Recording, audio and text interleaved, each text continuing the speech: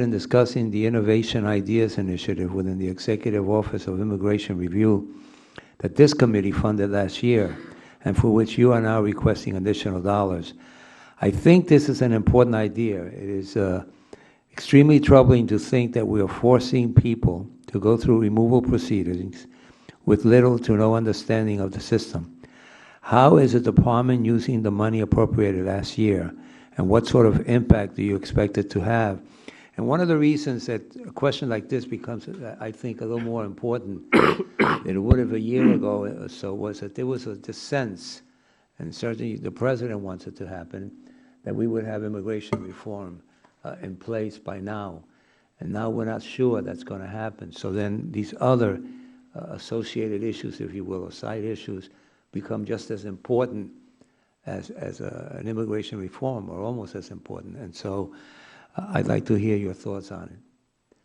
Well, there are a variety of things that we are trying to implement. We are, for instance, dealing with the whole problem of unaccompanied minors and how they are dealt with in the system. We have a program that we have put in place that we are trying to staff up in such a way so that young people can navigate the system in a way that they have not had the ability to do in the past.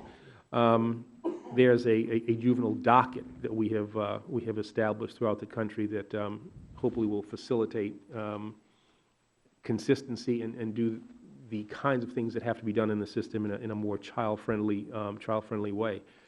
So that's at least one of the ways in which we are dealing with this issue, this whole question of unaccompanied minors. But I think more generally, we're looking at the system and trying to come up with ways in which we deal with people who have mental health issues, a whole variety of things, so that we have a system that is consistent with our notions of due process, so that people feel that they are being treated fairly, and so that we get appropriate results. If we follow the due process way in which we try to conduct our judicial proceedings, you get better results. You get more just results. And so these are the kinds of things that we are trying to make a part of that effort.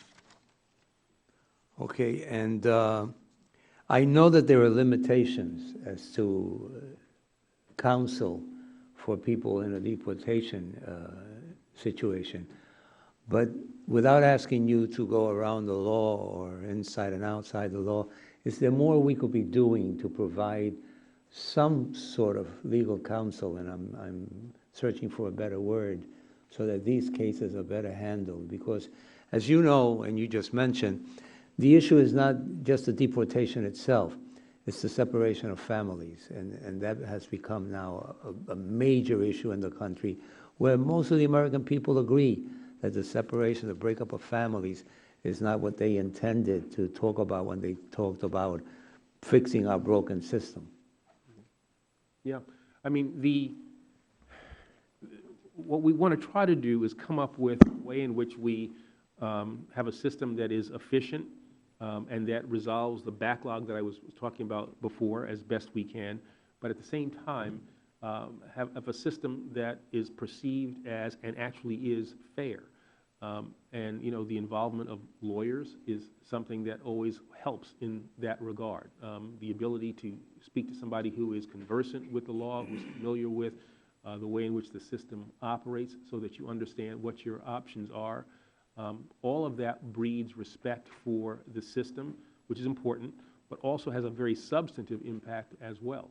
Gives us the ability to come up with determinations that will stand not only the test of time, but make sure that in terms of further proceedings, those are minimized, which ultimately leads to greater efficiencies and smaller costs that are expended.